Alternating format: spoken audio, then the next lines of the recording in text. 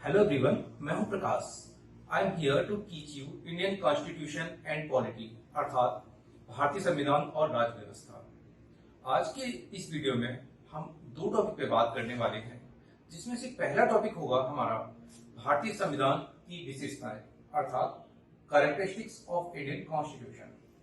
और second topic, जो कि बहुत ही इंपॉर्टेंट टॉपिक है हमारे संविधान का, यहाँ से ही संविधान की स्टार्टिंग मानी जा सकती है, वो है प्रस्तावना या उद्देशिका या प्रियम्बल। तो देखिए, प्रियम्बल को हम ऐसे समाप्त करेंगे जिसमें लगभग सभी क्वेश्चंस जो कि किसी भी एग्जाम में आ सकते हैं या आते हैं कवर अप हो जाएंगे। प्रस्तावना को मैं चार टाइप से डिवाइड करूंगा और इस टाइप से समाप्त करूंगा। पहला होगा कि प्रस्तावना आखिर होती क्या है, प्रस्तावना किसी भी कॉन्स्टिट्यूशन के लिए क्या होती है। प्रस्तावना, भारतीय संविधान की प्रस्तावना की मूल बातें क्या है, जिसको मैं और सब डिवाइड कर दूंगा। सोर्स ऑफ पावर, सत्ता का स्वरूप क्या है, मतलब कि जो प्रियम्बल में वर्ड्स यूज किए गए हैं। संपूर्ण, प्रभुत्व संपन्न, समाजवादी, पंथनिरपेक्ष, लोकतांत्रिक, गणराज्य, इन शब्दों के मतलब जो हैं वो हम यहाँ डिस्कस करेंगे। थर्ड टॉपिक, इसमें हम उद्देश्य, पर्पस क्या है, मतलब जो कॉन्स्टिट्यूशन है उसका क्या पर्पज है, वो रिप्रेजेंट हो जाता है हमारी प्रियम्बल से ही। तो आप बिल्कुल हेडेक नहीं लीजिए, अभी जब आप करेंगे तो सब क्लियर हो जाएगा। थर्ड पार्ट में हम मुद्दे, मतलब कि प्रियम्बल है उससे रिलेटेड क्या क्या मुद्दे हैं, कि ये मैटर्स जो सुप्रीम कोर्ट में गए कि क्या प्रियम्बल कॉन्स्टिट्यूशन का एक पार्ट है, क्या इसमें अमेंडमेंट हो सकता है या नहीं, इससे रिलेटेड कौन कौन से वाद या केसेस सुप्रीम कोर्ट में डिबेट हुए, उससे रिलेटेड क्वेश्चंस भी पूछे जाते हैं, तो वो भी हम इन मुद्दों में डिस्कस कर लेंगे। देन आफ्टर कथन, जैसे कुछ पॉलिटिकल व्यूअर्स ने बोला है कि प्रियम्बल क्या है, प्रियम्बल के बारे में वो क्या अपने व्यूज रखते हैं, वो हम यहाँ डिस्कस करेंगे, जिससे कि हमारे क्वेश्चंस एग्जाम में जो आए वो हो जाएंगे। और लास्ट टॉपिक में हम अमेंडमेंट के बारे में भी बात करेंगे कि प्रियम्बल में जो अमेंडमेंट हुआ है वो कब हुआ और उसमें कौन से तीन वर्ड यूज किए गए हैं, लगाए गए हैं। 1976 42 अमेंडमेंट में हुआ था। तो चलिए, बिना कोई भी टाइम वेस्ट किए हुए हम जल्दी से समाप्त करने की कोशिश करेंगे इन दोनों टॉपिक्स को, जिसमें से पहला टॉपिक जो कैरेक्टरिस्टिक्स है, ये वैसे तो कैरेक्टरिस्टिक्स बहुत सारे होते हैं, बट हम प्रियम्बल के जो कैरेक्टरिस्टिक्स हैं वो केवल 8 to 9 ही डिस्कस करेंगे, जो कि हमारे लिए महत्वपूर्ण होंगे।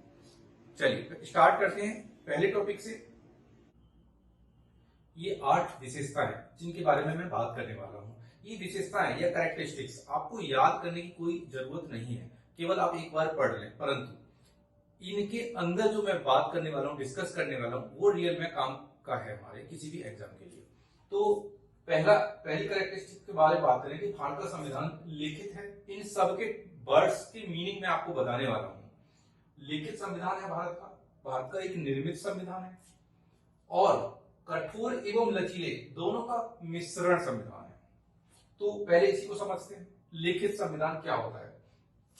देखो, लिखित का अपोजिट वर्ड होता है अलिखित, रिटन वर्सेस अनरिटन।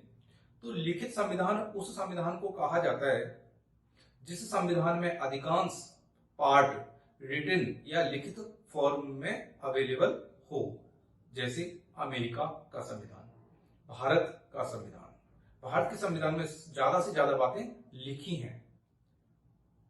इसी प्रकार से लिखित का अपोजिट अलिखित। अलिखित संविधान जैसे ब्रिटेन का संविधान, ऐसा नहीं है कि वहां संविधान नहीं है, संविधान वहां पर भी है, परंतु वहां जो संविधान है वो बहुत ही छोटा है, जिसमें कम ही प्रोविजंस या आर्टिकल्स लिखे हुए हैं।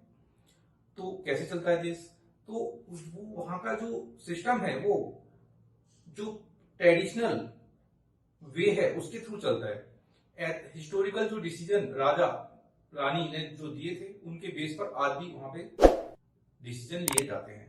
तो अनरिटन कॉन्स्टिट्यूशन उस संविधान को कहा जाता है जिसमें संविधान तो है परंतु लिखित फॉर्म में ज्यादा आर्टिकल्स नहीं है। तो भारत का तो लिखित है। निर्मित संविधान, निर्मित संविधान उस देश के संविधान को कहा जाता है जिसमें या जिसको बनाने के लिए कोई एक सेपरेट बॉडी एस्टैब्लिश की गई। जैसे भारत के संविधान को बनाने के लिए एक कॉन्स्टिट्यूशनल असेंबली बनाई गई थी जिसने एक निश्चित टाइम पर उसको संविधान को बना के तैयार किया। तो निर्मित संविधान, अमेरिका का संविधान भी निर्मित संविधान है, भारत का निर्मित है, लेकिन निर्मित का अपोजिट वर्ड होता है अनिर्मित। तो अनिर्मित संविधान उस संविधान को कहा जाता है जिसको संविधान सभा ने नहीं बनाया है, वो केवल परंपराओं के आधार पर, पुराने डिसीजंस के आधार पर उनको लिख लिया गया है। जैसे ब्रिटेन का संविधान अनिर्मित संविधान कहा जाता है, भारत का निर्मित। अब आते हैं कठोर और लचीले। भारत का संविधान कठोर, ना तो कठोर है और ना ही बहुत ज्यादा लचीला है। भारत का संविधान इन दोनों का मिश्रण है। इसका मतलब क्या होता है ये समझते हैं। कठोर का मतलब ऐसा नहीं पत्थर है, कठोर का मतलब ऐसा संविधान जिसमें अमेंडमेंट या संशोधन करना बहुत हार्ड हो। जैसे अमेरिका का संविधान कठोर संविधान है। क्यों? क्योंकि वहां पर अगर कोई भी कॉन्स्टिट्यूशन में चेंजेस, अमेंडमेंट करना हो तो उसके लिए बहुत ही हार्ड प्रोसेस फॉलो किया जाता है, क्योंकि वहां पे 50 स्टेट हैं, उनको भी इन्वॉल्व करना जरूरी होता है। तो हमें अमेरिका का संविधान नहीं पढ़ना है। तो कठोर संविधान समझ में आया क्या? अगर नहीं भी आए तो आप लिख दीजिए नीचे कमेंट में, I will explain full detail in the comment section. कठोर का अपोजिट है लचीला संविधान। तो लचीला का मतलब होता है जिसमें अमेंडमेंट या संशोधन करना आसान होता है। जैसे ब्रिटेन का संविधान लचीला संविधान है, फ्रांस का संविधान लचीला संविधान है। वहां पर अमेंडमेंट करना है तो बहुत आसान बात है कि राजा या रानी कोई भी ऑर्डर दे देंगे, देन आफ्टर बहुत इजी प्रोसेस से वो चेंज किया जा सकता है विद इन अ डे में भी। लेकिन भारत का ना तो कठोर है ना ही लचीला है, तो इन दोनों का मिश्रण है भारत का। भारत में अमेंडमेंट किया जा सकता है, वो करना ज्यादा हार्ड नहीं है, ना ही बहुत इतना आसान भी नहीं है। तो अमेंडमेंट कैसे होता है, किस आर्टिकल में है, ये सब बातें हम आगे करेंगे। बस हम अभी ओवरव्यू कर रहे हैं। अगर यहीं पर सब बातें करने लगेंगे तो आगे चीजें नहीं बढ़ पाएंगी। तो पेशेंस बना के रखें। फर्दर क्लासेस में सब चीजें, छोटे छोटे टर्म्स जो कॉन्स्टिट्यूशन के जो वर्ड्स है ना, वो भी समझना बहुत जरूरी है, क्योंकि बहुत क्लिष्ट लैंग्वेज को यूज किया गया है इन आवर कॉन्स्टिट्यूशन, बट आपकी समझ में आ जाएगा। सेकंड पे आ जाते हैं अभी हम, सेकंड विशेषता पर, दुनिया का विशालतम संविधान। तो भाई विशालतम संविधान मतलब बहुत बड़ा संविधान है। बहुत हमारे संविधान में देखिए, जब संविधान लागू हुआ था 1949 में, 26 नवंबर 1949, तो संविधान जिसको मूल संविधान कहते हैं, मूल संविधान। तो इस मूल संविधान में जो भाग थे, वो थे 22। बट अब वर्तमान में क्या हो गया है, वर्तमान में ये जो भाग हैं वो 25 हो चुके हैं। ये हमने लास्ट क्लास में भी डिस्कस किया था कि भाग क्या होते हैं, और भाग के अलावा भी कुछ टर्म्स से हमने डिस्कस किए थे, जैसे अध्याय क्या होते हैं, अनुच्छेद क्या होते हैं, क्लॉज या परंतुक, सब क्लॉज या उप परंतुक क्या होते हैं। तो ये सब हम पिछली क्लास में डिस्कस कर चुके हैं। तो अगर आपको यहाँ पर कोई भी डाउट होता है तो प्लीज लास्ट क्लास को भी आप जरूर देखिएगा। इसका जो लिंक है वो मैं डिस्क्रिप्शन में नीचे कमेंट सेक्शन में डाल दूंगा, तो प्लीज वहां देख लीजिएगा। अभी हम यहाँ डिस्कस करते हैं। तो देखिए, कोई भी विश्व का कोई भी संविधान ऐसा नहीं था जिसमें इतने भाग में उसे डिवाइड किया गया हो। आर्टिकल की बात करें, अनुच्छेद, तो हमारे कॉन्स्टिट्यूशन में आर्टिकल जब लागू हुआ था संविधान, उस समय 395 आर्टिकल हुआ करते थे। इन प्रेजेंट ये लगभग 470 के अप्रॉक्स हो चुके हैं। इतने अनुच्छेद जो किसी भी विश्व के संविधान में नहीं है। तो इसीलिए हमारा संविधान क्या है, विशालतम। अनुसूची की बात करें तो अनुसूची, हमारे संविधान में अनुसूचियां कितनी हैं, 8 थी मूल संविधान में, बट अब हो गई है 12। तो 12 अनुसूचियां। तो इतना बड़ा संविधान है, इसीलिए हमारा संविधान की एक विशेषता है ये। अच्छा, यहाँ पर हम ये यहाँ से क्वेश्चन पूछे जाते हैं, कितने मूल संविधान में भाग थे, आप कितने हैं, तो ये बातें अभी हमने जो बात की। अच्छा, तो अब हम बात करने वाले कि जो भाग है ना वो 22 से 25 कैसे हो गए, कैसे चेंज हुए, ये हम यहाँ डिस्कस करेंगे। तो देखिए क्या होता है कि जब आपका संविधान लागू हुआ उस समय टोटल भाग थे 22।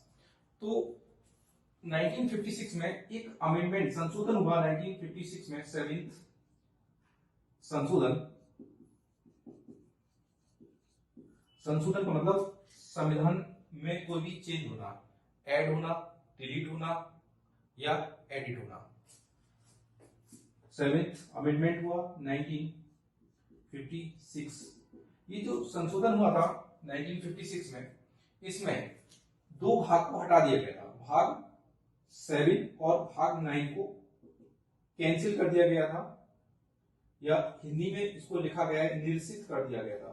तो जब आपका पेपर आएगा तो ये वर्ड ही यूज किया जाएगा, निरसित, मतलब इसका है डिलीट कर दिया गया था या कैंसिल कर दिया गया था इन दो भाग को, 7th अमेंडमेंट। तो ये चीजें आपको याद रखनी है।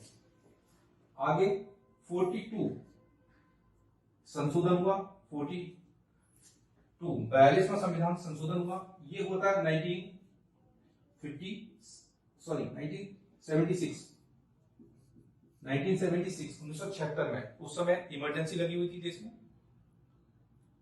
उसी समय 42वां संविधान संशोधन किया गया था। और इस संशोधन के थ्रू क्या किया जाता है कि एक तो भाग 4A और भाग 14A को ऐड किया गया था, जोड़ा गया था हमारे संविधान में। तो याद रखना है, ये बहुत पूछा जाता है। 4A में है क्या, ये अगर यहाँ याद हो जाए तो बहुत अच्छी बात है, नहीं होगा तो आगे आता रहेगा। मौलिक कर्तव्य, फंडामेंटल ड्यूटीज, जो कि यूएसएसआर या इन प्रेजेंट रसिया से लिए गए हैं। तो ये ऐसे। अच्छा, 14A जो हमारा भाग है, पार्ट है, इसमें क्या है, इसमें है अधिकरण, मींस ट्रिब्यूनल्स को यहां पर एस्टेब्लिश किया गया। 42वां संविधान के आगे बढ़ते हैं।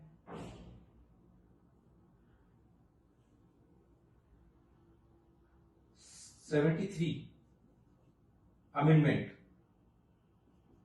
ये हुआ 1992 में, 1992 में। इस 92 अमेंडमेंट में किस भाग को जोड़ा गया, भाग 9 को जोड़ा गया, जिसमें कि पंचायत से संबंधित प्रावधान है, पंचायत से रिलेटेड प्रोविजंस हैं।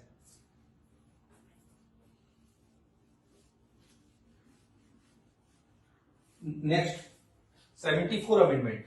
74 अमेंडमेंट जो हुआ वो 1992 में ही हो गया था, और इसमें नगर पालिकाओं को जोड़ा गया। नगर पालिकाओं से संबंधित प्रोविजंस हैं, किसमें, किस भाग में जोड़ा गया, भाग, ये 9 था, ये भाग 9A। 74 अमेंडमेंट 1992 में हुआ था, इसमें एक नया भाग जोड़ दिया गया हमारे संविधान में, वो था 9A। और इस 9A में जो प्रोविजन है वो है नगर पालिकाओं से संबंधित। नेक्स्ट एक और अमेंडमेंट हुआ भाग के लिए, वो हुआ 97th अमेंडमेंट, और ये हुआ 2011 में, 2011। और इसमें जो प्रोविजन जोड़ा गया है वो है कोऑपरेटिव सोसाइटी। कोऑपरेटिव सोसाइटी का मतलब हिंदी में सहकारी समिति, सहकारी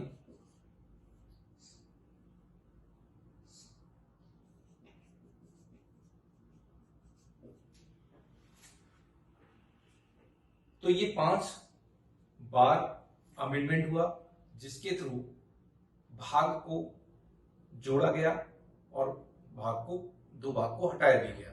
इस टाइप से टोटल भाग इन प्रेजेंट 25 हो चुके हैं, पहले भाग थे 22। ठीक है। आगे बढ़ते हैं। अनेक स्रोत। संविधान की विशेषता ये भी है कि संविधान के जो सोर्सेज हैं वो बहुत सारे हैं। उसमें से हम इसको डिवाइड करते हैं दो टाइप से। एक देसी स्रोत, मतलब कि क्या भारत में ऐसे प्रोविजंस थे जिनसे हमारे संविधान को बनाया गया है या लिया गया है। दूसरा विदेशी, फॉरेन। हमारे संविधान की जो जितने भी प्रोविजंस हैं वो लगभग 2/3 या 70%, 70% हमारे यहाँ जो भारत शासन अधिनियम लागू किया गया था 1935 में, वहां से लिया गया है। भारत शासन अधिनियम 1935। देसी स्रोत मतलब कि हमें बस इसमें इतना काम का है आपके कि जो भारत शासन अधिनियम 1935 भारत में लागू किया गया था अंग्रेजों के थ्रू, वहां से हमारे संविधान के जितने भी आर्टिकल्स या प्रोविजंस है उसके 2/3 हिस्सा जो है हमारे संविधान का, वो कहां से लिया गया है, इस एक्ट से, इस अधिनियम से।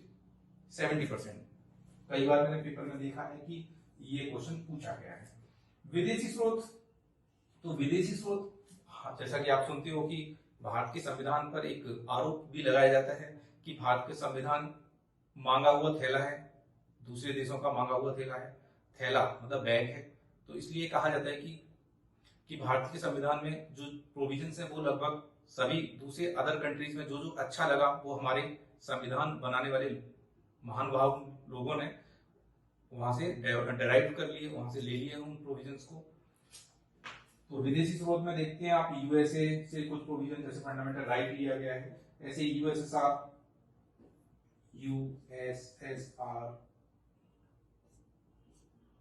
ऑस्ट्रेलिया, ऐसे आयरलैंड। तो ये कई कंट्रीज से, अलग सोर्सेस से हमारे संविधान के कई प्रोविजंस को लिया गया है। ये कौन से प्रोविजन किस कंट्री से लिए गए हैं वो आगे आगे जैसे हम फंडामेंटल राइट पढ़ेंगे तो हम उसमें पहला हेडिंग यही डिस्कस करेंगे कि जो मौलिक अधिकार है, फंडामेंटल राइट है, वो किस कंट्री से लिए गए। तो ऐसे करके वहां पर ये समाप्त हो जाएगा। तो अभी आप बस ना कि अपने टॉपिक से डाइवर्ट नहीं होते हैं।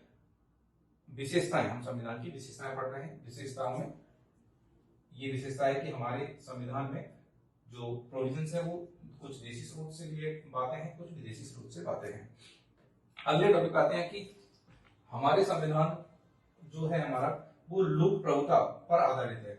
लोक प्रभुता का मतलब होता है, लोक का मतलब होता है जनता, जनता।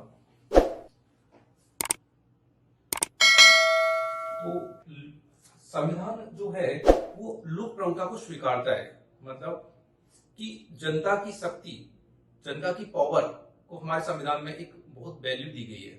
कि आप देखते हैं जब हम प्रियम्बल पढ़ेंगे तो प्रियम्बल शुरुआत ही होती है हम भारत के लोग, भारत को एक संपूर्ण प्रभु संपन्न, ये सब आगे चलता है और बाद में कहा जाता है कि आत्मार्पित समर्पित ये करते हैं। तो मतलब शुरुआत कहां से हुई, भारत के लोग से। तो भारत के लोक प्रभुता को भारत का संविधान स्वीकारता है, ये हमारी एक विशेषता है।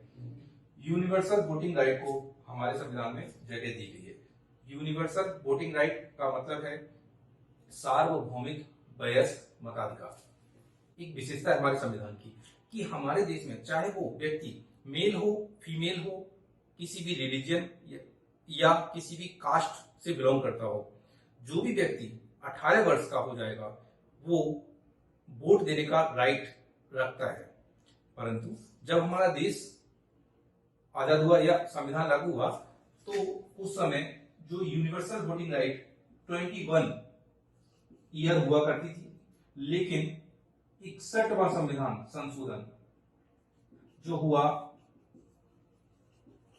इस संशोधन जो 1988 में हुआ था, 61वां संविधान संशोधन 1988 में हुआ था, इससे वोटिंग राइट 21 से घटाकर 18 वर्ष निश्चित कर दी गई है।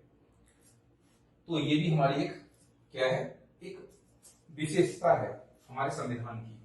नेक्स्ट एकल नागरिकता, हमारे संविधान में एकल नागरिकता को एक्सेप्ट किया गया है।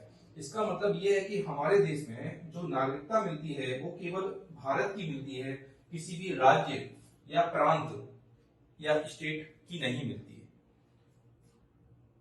नेक्स्ट, भारत के संविधान में नेक्स्ट विशेषता की बात करें तो भारत के संविधान में मौलिक अधिकार, राज्य के नीति निर्देशक तत्व और मौलिक कर्तव्य, ये तीनों ही मिलते हैं।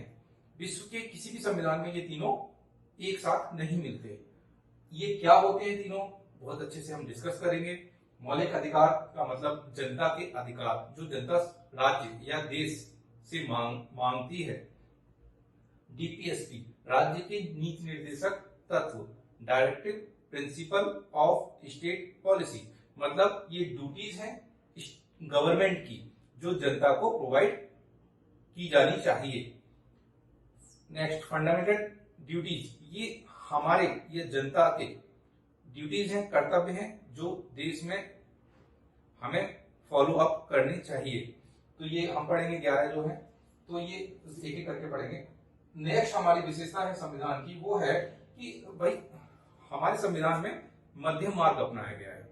ना तो हमारे यहाँ पर पार्लियामेंट के जो लोग हैं या केंद्र सरकार आप कह सकते हैं, पार्लियामेंट के जो लोग हैं ना तो वो सर्वोच्च हैं और ना ही जो कोर्ट है, सुप्रीम कोर्ट है, वो सर्वोच्च है। दोनों के बीच में सेपरेशन ऑफ पावर, जो शक्ति है उसका पृथक्करण किया गया है। दोनों ही अपने अपने फील्ड में, अपने अपने क्षेत्र में काम करते हैं। इसीलिए हमारे संविधान की ये विशेषता है कि हमारे यहाँ पर सेपरेशन ऑफ पावर या दोनों के बीच में मध्यम मार्ग अपनाया गया है। तो ये हमने विशेषताओं के बारे में डिस्कस किया। ये विशेषताएं डायरेक्ट भी पूछी जा किसी के एग्जाम में, और इनके अंदर जो बातें डिस्कस की वो भी हमें जानना बहुत जरूरी था। अब हम बात करें अपने दूसरे टॉपिक प्रस्तावना के बारे में। तो प्रस्तावना एक बहुत ही बड़ा टॉपिक है, जो अगर मैं इसके साथ ही यहाँ पर बनाऊं तो वो ये वीडियो काफी बड़ा हो जाएगा। तो बेहतर होगा कि मैं उसके लिए एक सेपरेट वीडियो बना देता हूँ, जिसका लिंक मैं डिस्क्रिप्शन बॉक्स में डाल देता हूँ।